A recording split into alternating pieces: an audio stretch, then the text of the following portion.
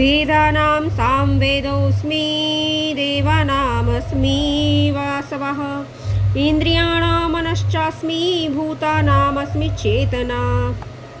भूतों में मैं चेतना हूँ। जीवन शक्ति जिसकी बात चल रही है, देखिए पंच महाभूत, उनमें जो चेतना है, जिनसे वह पंच महाभूत संचालित हो रहे हैं। अब आप ध्यान से सुनिए। मैं अदिति के 12 पुत्रों में विष्णु और ज्योतियों में सूर्य हूँ। मैं ही 49 वायु देवताओं का तेज और नक्षत्रों का अधिपति चंद्रमा हूँ। मैं वेदों में सामवेद हूँ, देवों में इंद्र और इंद्रियों में मन। ये मन जो मन हमेशा बाहर भागता है अपने स्वामी के बिना, इसलिए विष्णु अर्थात सत्वगुण को स्थापित किया जाता है। अगर आप सत्वगुण में प्रवेश नहीं करेंगे तब तक आप मोक्ष की ओर बढ़ ही नहीं सकते। ये प्रमाण है, मैंने भी अनुभव इस बात का किया। अगर आप सत्वगुण में स्थित नहीं हो रहे हैं, यद्यपि हमें सत्वगुण को भी छोड़ना है क्योंकि हमें तीनों गुणों से परे जाना है, उस एक निर्गुण निराकार की शरण में जाना है, तो हमें तीनों गुणों से परे जाना है। लेकिन तमस, राजस और सत्वगुण में स्थित होकर जब वो हमें मुक्ति देंगे श्री हरि विष्णु, तब जाकर हम मोक्ष प्राप्त करेंगे, वरना जीव रूप से हम मुक्ति नहीं पा सकते। क्योंकि जो मन रूपी जीव है वह हमेशा भागता ही रहेगा। उसे संसार में सुख चाहिए, अमृतत्व चाहिए, जो कि बाहर है ही नहीं।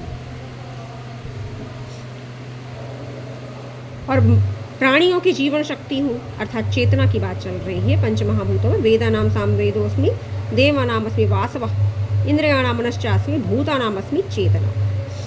रुद्राणां शंकरश्चास्मि वित्तेषु यक्ष रक्षसां वसूनां पावकश्चास्मि मेरुः शिखरेणामहम्। इस जो श्लोक में है, मैं आपको एक और बात बताना चाहती हूँ। प्राचीन जो हमारी विद्या रही है यज्ञ की, आप अगर देखें तो अग्नि पूजा प्राथमिकता दी गई थी। योग तो दिया ही गया था, शिवलिंग की पूजा और अग्नि आहुतियाँ अवश्य दी जाती थी, यज्ञ अवश्य किए जाते थे, क्योंकि यज्ञ देव है। विश्वास मानिए, भगवान शंकर, शिव जिन्हें कहते हैं, रुद्र कहते हैं, तो आज्ञा चक्र में स्थित जिन्हें हम कहते हैं, तो यज्ञ का विधान है। और आप विश्वास, मैंने आप अर्पणा आध्यात्मिक जगत चैनल पर जाइए, उसे सब्सक्राइब कीजिए, और वीडियोस अगर आप देखेंगे और सुनेंगे तो आप पाएंगे कि मैंने इसके बारे में बताया भी है वीडियोस में। आप मुझे कमेंट करके बताइएगा कि मैंने यज्ञ के बारे में क्या बताया है अपने वीडियोस में, तब आप उसका अध्ययन कीजिए और जानिए कि अग्नि प्रधानता क्यों रही हमारे यहाँ।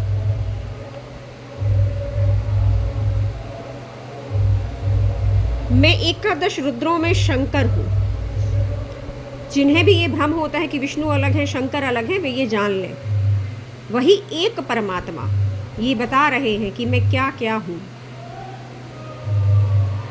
और यक्षों व राक्षसों में कुबेर हूँ, वसुओं में अग्नि हूँ और पर्वतों में सुमेरु हूँ।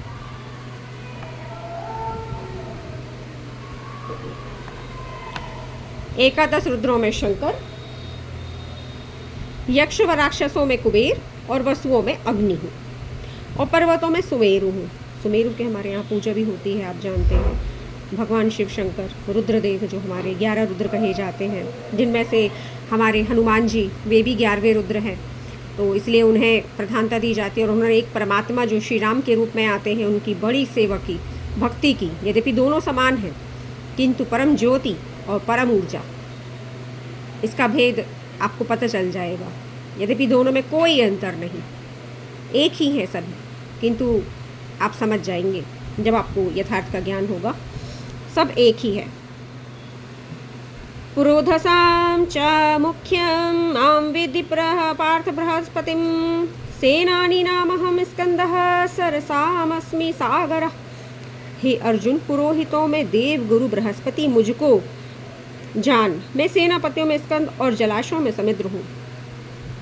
मित्रों, बृहस्पति अर्थात गुरुदेव, नवग्रहों में अधिपति बृहस्पति परमात्मा को बोल रहे हैं कि मैं ही हूँ। और इन्हीं का मैं आपको एक बात और बताना चाहती हूँ कि जैसे किसी के भी कार्य में कोई रुकावट आती है, मैं अनुभव से बता रही हूँ आपको, मैंने कोई भी बात यहाँ की है वो अनुभव के आधार पर ही की है, यथार्थ पर ही स्थित है मेरी बातें। और आप करके भी आज देख लीजिए आप कभी भी असफल नहीं रहेंगे अगर आप मन से करते हैं और समर्पण भाव से करते हैं। तो जो बृहस्पति का व्रत होता है, बृहस्पतिवार का, जिन्हें हम गुरुदेव भगवान भी कहते हैं, तो उनका जो व्रत होता है, अगर आप किसी भी कार्य में रुकावट हो रही है, आपको जो धर्म के अनुसार कार्य है, सही कार्य है संसार में, तो अगर आप उस व्रत को करते हैं तो वह निश्चित ही सफल होगा। क्योंकि मैंने भी किया है। मैंने तो अपने अनुभव से ये देखा कि मैंने 4 साल पूरा बृहस्पति का व्रत किया। मेरे पिताजी भी करते थे, उन्हें भी अनेकों संघर्षों से निश्चित ही मुक्ति मिली है और शीघ्र मिली है। कठिन से कठिन परिस्थितियों में वे निकले हैं और मैंने भी वही प्रारंभ किया और मैं भी वैसे ही निकलती आई हूँ जीवन के संघर्षों से। आप विश्वास कीजिए कि कोई भी ग्रह आपको परेशान नहीं कर सकता अगर अधिपति जो बृहस्पति हैं उनकी आप व्रत करते हैं तो। अगर आप इसके बारे में जानना चाहते हैं तो मुझे कमेंट कीजिए, मैं आपको व्रत की विधि और पूर्ण रूप से सफल होने का आश्वासन देती हूँ। अगर आप जानना चाहते हैं तो मुझे कमेंट कीजिए, मैं इस पर वीडियो ज़रूर बनाऊँगी। तो मैं एकादश रुद्रों में शंकर हूँ और यक्षों व राक्षसों में कुबेर हूँ, वसुओं में अग्नि हूँ और पर्वतों में सुमेरु हूँ। पुरोदसां च मुख्यं मा विद्धि पार्थ बृहस्पतिं सेनानिनहं स्कंदः सरसामस्मि साग्रः। हे अर्जुन, पुरोहितों में देवगुरु बृहस्पति मुझको जान, मैं सेनापतियों में स्कंद अर्थात कार्तिकेय जी और जलाशयों में समुद्र हूँ। महर्षिणां भृगुरहं निगिरामस्म्येकैकक्षरं यज्ञानां जपयज्ञोऽस्मि स्थावराणां हिमालयः। अब देखो आपको जप क्यों करना चाहिए अर्थात जप यज्ञ, इसके बारे में बताया गया। मैं आपको बड़ा आध्यात्मिक जगत चैनल पर जब आप वीडियो सर्च करेंगे तो आपको पता चलेगा कि मैंने जप के बारे में भी बताया है। आप जितना जप करेंगे उतने ही अधिक पवित्र होते जाएंगे और जो आपका प्रारब्ध है वह आपसे दूर होता जाएगा, क्षीण होता जाएगा और बहुत छोटे रूप में निकल जाएगा। विश्वास कीजिए आप, वरना हमने जन्म जन्मांतर इतने पाप कर्म किए हैं कि वह तो बहुत ही छोटी बात होगी जो कोई ये कहे कि नहीं मैं पाप करता ही नहीं, वो अहंकार है उसका। कोई भी व्यक्ति अछूता नहीं है पाप कर्म से। इतना अहंकार प्रबल हो जाता है कि हम उसे एक परमात्मा को नकार देते हैं और उससे दूर हो जाते हैं। मैं महर्षियों में भृगु और शब्दों में ओमकार हूँ, यज्ञों में जप यज्ञ और स्थिर रहने वालों में हिमालय हूँ। इनकी ऊर्जा होती है जिनके बारे में ये बता रहे हैं कि मैं महर्षियों में भृगु और शब्दों में ओमकार हूँ, ये ऊर्जा बता रहे हैं। अश्वत्थः सर्ववृक्षाणां देवर्षिणां च नारदः गंधर्वाणां चित्ररथः सिद्धानां कपिलो मुनिः। मैं सब वृक्षों में पीपल का वृक्ष, देखिए भगवान श्री कृष्ण की पूजा की जाती है पीपल में। मैं जो भी संसार के लिए हितकारी है वो ये सब है। मैं वृक्षों में पीपल का वृक्ष, देवर्षियों में नारद मुनि और गंधर्वों में चित्ररथ और सिद्धों में कपिल मुनि हूँ। जो कपिल मुनि जिन्होंने सांख्य शास्त्र की रचना की, सांख्य योग की रचना की, तो आप पाएंगे कि वह परमात्मा जो उन्होंने पिछले उसमें अध्याय में बताया कि मैं ही मनुष्य रूप में संसार के कल्याण के लिए और उद्धार के लिए विचरता रहता हूँ मनुष्य रूप में, जिसे अज्ञानी लोग नहीं समझ पाते हैं। तो ये वही बता रहे हैं कि कपिल मुनि के रूप में भी वे ही आए थे। उच्चः शवसमश्वानां वृद्धिमामृतोद्भवम् ऐरावतं गजेन्द्राणां नराणां च नराधिपम्। हे अर्जुन, घोड़ों में अमृत के साथ उत्पन्न होने वाला ऐरावत उच्चश्रवा, माफ कीजिए, हे अर्जुन, घोड़ों में अमृत के साथ उत्पन्न होने वाला उच्चश्रवा, हाथियों में ऐरावत और मनुष्यों में राजा मुझको जान। आयुधानामहं वज्रं धेनूनामस्मि कामधुक् प्रजननश्चास्मि कंदर्पः सर्पाणामस्मि वासुकिः। मैं शस्त्रों में वज्र और गऊओं में कामधेनु हूँ। शास्त्रोक्त रीति से संतान की उत्पत्ति का हेतु कामदेव हूँ। देखिए, शास्त्रोक्त रीति से है ना, संतान की उत्पत्ति का हेतु कामदेव हूँ। और सर्पों में सर्पराज वासुकी हूँ। अनंताश्चास्मि नागानां वरुणो यादसामहं पितॄणामर्यमा चास्मि यमः संयमतामहं। मैं नागों में शेषनाग और जलचरों का अधिपति वरुण देवता हूँ। मैं पितरों में अर्यमा और शासन करने वालों में यमराज हूँ। देख लिया आपने। नागों में शेष नाग और जलचरों का अधिपति वरुण देवता हूँ, और पितरों में अर्यमा और शासन करने वालों में यमराज हूँ। यही वह काल है जब ज्ञान के दौरान दर्शन होते हैं तो आप उन्हीं को बदलते हुए देखते हैं कि एक के सिवा कुछ भी नहीं है। जैसा कर्म करते हैं उसी रूप में वह आपको दिख जाते हैं। आपने सुना भी होगा, जाकी रही भावना जैसी प्रभु मूर्ति देखी तिन तैसी। भगवान श्री कृष्ण जब सभा में विराजमान लोगों को दिखे तो जिसकी जैसी भावना थी, दुर्योधन को कुछ और दिखे, ऋषिगणों को कुछ और दिखे, जो भी जैसा वहाँ पर था उसके भाव के अनुरूप ही दिखे। यद्यपि वे एक ही थे किंतु भाव प्रधान था।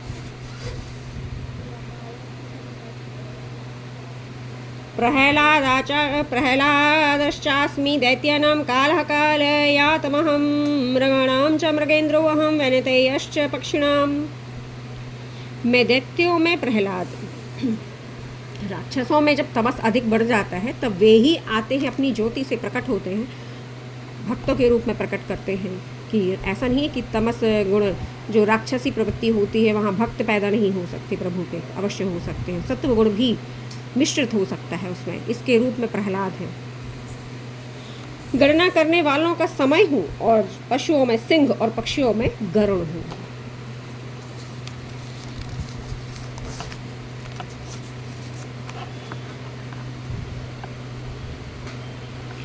पवनः पवतामस्मि रामः शस्त्रभृतामहम् ईशानां मकरश्चास्मि श्रोतमास्मि जाह्नवी। मैं पवित्र करने वालों में वायु और शस्त्रधारियों में श्री राम हूँ। देखिए श्री राम का वर्णन आ गया। जो शस्त्रधारी हैं उनमें प्रभु श्री राम है वे, अर्थात एक ही परमात्मा विभिन्न रूपों में संसार के कल्याण के लिए आते हैं, प्रकट होते हैं। मछलियों में मगर हूँ, नदियों में श्री भागीरथ गंगा जी हूँ। मित्रों, भ्रम बहुत जल्दी होता है। क्यों? क्योंकि जिसने हमें जैसा बताया हम वैसा ही मान लेते हैं, हम स्वयं अध्ययन नहीं करते। जबकि प्राचीन काल से यह कहा गया है ऋषि मुनियों के द्वारा कि स्वयं को शुद्ध करने के लिए, स्वयं तक पहुँचने के लिए स्वाध्याय बहुत आवश्यक है।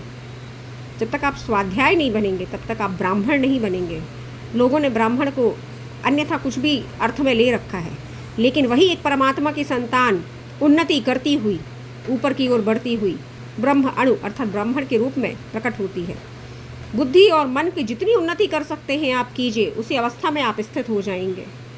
और देवता अर्थात तीन संपत्तियां जो कही गई हैं मनुष्य के लिए, देवताओं के लिए और असुरों के लिए, तो आपको देव पद में जानी और देव पद और इन तीनों पदों से फिर ऊपर भी उठना है, हमें अपने परमात्मा से मिलना है। तो प्रारंभ कीजिए। किस अवस्था में है तो ये आपको ही ज्ञात करना होगा। इसका एक उदाहरण मैं और दे सकती हूँ। प्रातः जब आप उठते हैं, स्मरण में ईश्वर आते हैं या कुछ और आता है, वहीं से प्रकृति निर्धारित हो जाती है आपकी कि आपके अंदर कौन सा गुण अधिक भरा हुआ है, राजस, तमस या जिसे हम कहते हैं शुद्ध सत्व गुण। अगर प्रभु याद आते हैं, ईश्वर याद आते हैं तो आप सत्व गुण में स्थित हैं। यद्यपि मुझे तो परमात्मा ही याद आते हैं, क्योंकि जब आप देख लेते हैं उस परम सत्य को तो वे ही एकमात्र, याद ना भी करना चाहें तो भी स्मरण में बने रहते हैं। इसी को ध्यान कहते हैं, निरंतर ध्यान। तो आप मानने से जानने तक की यात्रा प्रारंभ कर दीजिए, क्योंकि समय निकलता ही जा रहा है।